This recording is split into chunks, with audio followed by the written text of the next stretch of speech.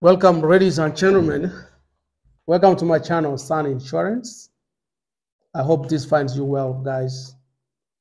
I'm also well. I'm in Africa, Kenya. To be precise, I'm in Nyamira County. And if you are watching this video for the first time, you know what to do. Please do subscribe. Today, I'm with one of my friends here. His name is Iani Abuga. Yeah. From Machakos. He's actually a student at Machakos University. Yeah. So I met him today, and he had several questions about the jobs in the U.S. And specifically, you should ask me the question. Yeah. Yes. So thank you very much, Mr. Suspira. My pleasure. Yeah, I've been watching your videos on YouTube, and I'm really interested in knowing about the transport sector. How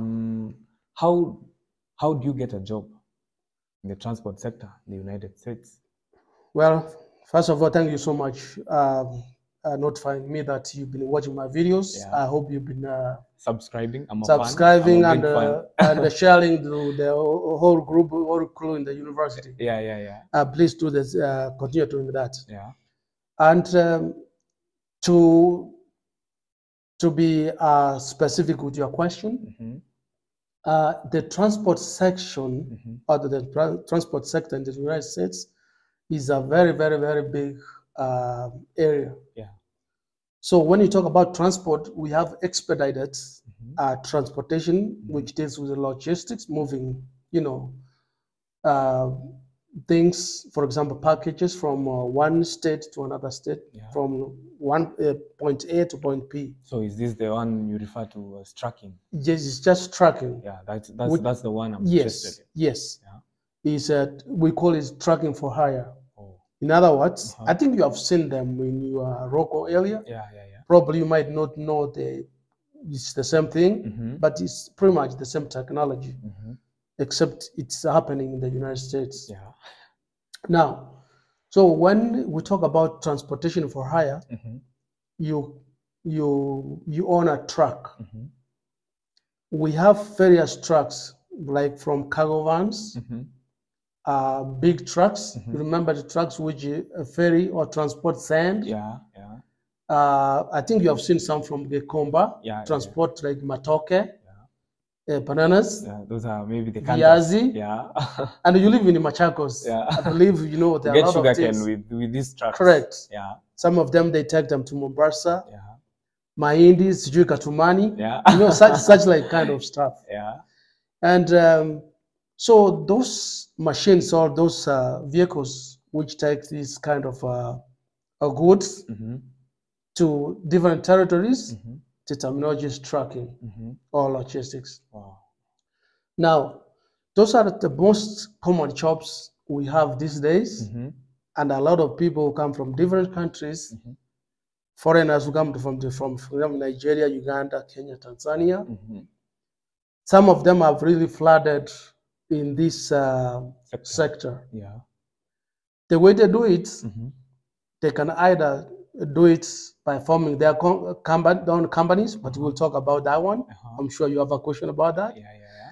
But the transportation, the way it's set up, you have to have a vehicle, and then you have a driver, and then you have to have goods to deliver.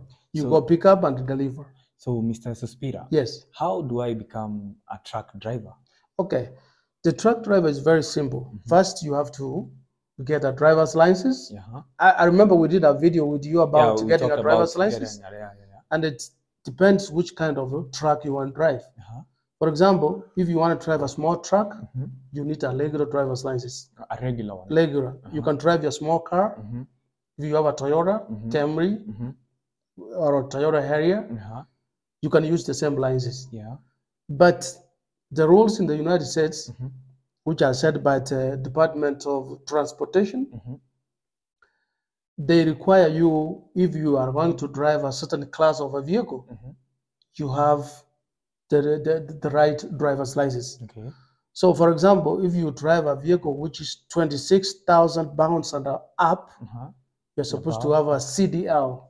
CDL means commercial driver's license. Yeah. because it is heavier, it needs more skill to handle over the road. So it needs more skills. Yes. Yeah. So, but for you, if you are a visitor, you can go and start with a regular one and approach these companies. There are so many transportation companies, individual, private. You go and ask them if they need a truck driver. If you are interested and you don't know how to drive, they can train you. Or even if you know how to drive, you know there's company training. They can go and hire you and they train you. You would have to sit with somebody, and then you would move to different areas, picking up loads or packages and delivering them. They will train you on the paperwork part of it, on the driving part of it, how to pay with the rules, how to use, for example, GPS, and how to drive on the right way. Because in the United States, they drive on the driver. Specific lanes. The driver is on the left-hand drive. Oh, it's different. In Kenya, it's right-hand drive. Even the roads, you drive on the opposite side of the road. Okay. And I remember how do you adjust? Adjust with it? It was so difficult for me. After staying in the United States for some time, I came back to Kenya and I was driving. And I was actually on the wrong side for about a minute also. Wow. I was on the wrong side. Because you're used to the other side. But I had to adjust several times. But I guess I'm good now. Oh, that's nice. I'm good now. So, but you adjust. The point is that you get used. You get used. So that's how briefly you can become a truck driver, get a license, get training, get a company. They can train you, and then if you are authorized to work in the United States, you have a work permit, then they can pay you. Wow, that's nice. Okay. So on to my second question, Mr. Suspira, how do I maybe begin my own company? Okay, interesting. So after you have stayed for quite some time, and you might think that I don't want to be driving for some, but for quite some, I need to make my own. I need to be independent. I'm ready. Very good. I need to be independent. So the best thing, depending on what state you are, for example, if you are in California, you go to you come up with a strategy. I know you are a university student. You are smart. And you know how to write a plan. You come and sit down and write a plan to research on how to start. And don't jump into starting a company because it's very, very, very huge responsibility. Wow. Very huge. So the first thing, you have to come up with a name after you've done all the research. If you want to call it, Hakuna Matata LLC or Ian Express LLC, whatever it is. So you have to come up with a name. But once you come up with a name, you have to register the name with the state where you are. They have financial institutions which are in charge of registering companies in that state. So on the registration, is there some fee that I'm required to pay? Yes, depending on which state. For example, I reside in the state of Wisconsin, which is in the Midwest. When you go there to the office, or you can do it on the computer. You are a computer guy. You are computer savvy, then you can do it over there. The instruction is there and everything. But if you want to go, traditional, go to the office and get the forms, there's a fee. It's below $100. So if you convert that to Kenyan shillings, a dollar now is equivalent to 137 107 shillings. So it's about 10,000 Kenyan money. 10, 12. But over there it's like $100. So once you pay that fee, they register your name and send you a confirmation. Once they send you a confirmation, then you have your company now. It's your company.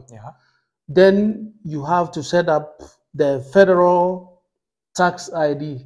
So once you have a company in the United States, you have to pay taxes.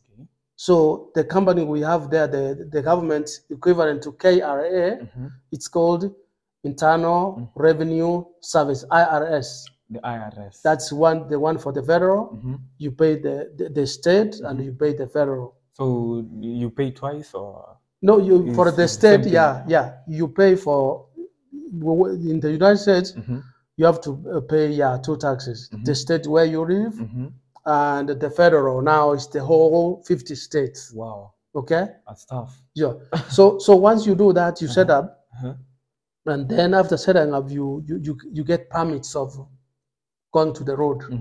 You have to have like they call them DOT numbers, a Department of Transportation number. It's a number which when you are stopped, it identifies your company, that you are allowed to. It's a legal company. Legal company to do that business from one state to another state. And then the second number you have, it's called MC number. We call it MC number. It's abbreviated. That's a motor carrier number. That's a permit. That allows you maybe to carry luggages. Yes. That number it has to be displayed outside your truck. Oh. And once you form all these, there's a fee you pay. In the United States, it's $300. $300. Yes. So if you convert to Kenyan shillings, it's about 35, about 35, 40, depending on the exchange rates. Yeah. But that's where once you are done this one, then you are done. Now the next step is to buy an equipment like a truck. If you want to go to big trucks, if you want to go to vans, a cargo van, it's a small one. You can use that. And then if you are going to drive by yourself, you can do that. If you are going to employ somebody to drive for you, so you can sit in the office as the boss to make some money, you can do that. you can do that. So yes, in a scenario whereby I've employed somebody, seated in the office, where am I going to get these customers? Oh, the customers, we have brokers. Remember you told me we did a video and you told me about insurance. The customers, once you register your company, we have a lot of companies which will give you jobs to do. They will give you, for example, packages to transport from Chicago to California to New York to Texas. So you will have to sign with them. Once you sign up with them, they will give you access to the jobs they have every day. For example, in Kenya, if you have a truck, they will give you access to somebody who wants to transport matoke from Nairobi to Kisumu, or a fish from Kisumu to Mombasa. They will give you that kind of tender. Yeah, so there's a process. So once you do all this, this one will follow. You will have to look for somebody. They call them a dispatch, so this is the or a broker who will give you jobs, and they will send them to your computer either by email, or they can send them text, or they can call you directly. They ask you, oh, your company, do you have somebody who can transport this? And then you have to, we call them bids. You see a job on the computer, you put your bid. You say, I can transport your luggage from here to Mombasa for 10,000 shillings. But in terms of dollars. They say, no, that's too high. That's too high. I have some guys here. It's all about competition. So they hire the you know that concept. I get it. They hire the command, the vice versa. So when there's too many goods chasing, for example, so you get it. So that's the way you can get jobs, and from there you can do it. Wow, that's nice. So basically, that's how you start your company. Wow. Okay. It's a really interesting session. Yeah. Thank you very much. So you are welcome to come for another interview. You know, if you have so many questions about that, I'm sure this one will benefit other people, like other students like you, who are thinking about coming to the United States and starting their own companies. I will have you updated on the questions. We'll do some other sections. Okay. Maybe on next time. Guys, that's it for my guest from here for right now. So tell your guys to subscribe if they see this video, please. Guys, remember to subscribe on this YouTube channel. On Instagram, you get me at Lovers Brick. Twitter, you get me at Kijana ya Machakos. And also remember that you can give your comments there and questions too. Thank you very much. And please put the link to your Instagram.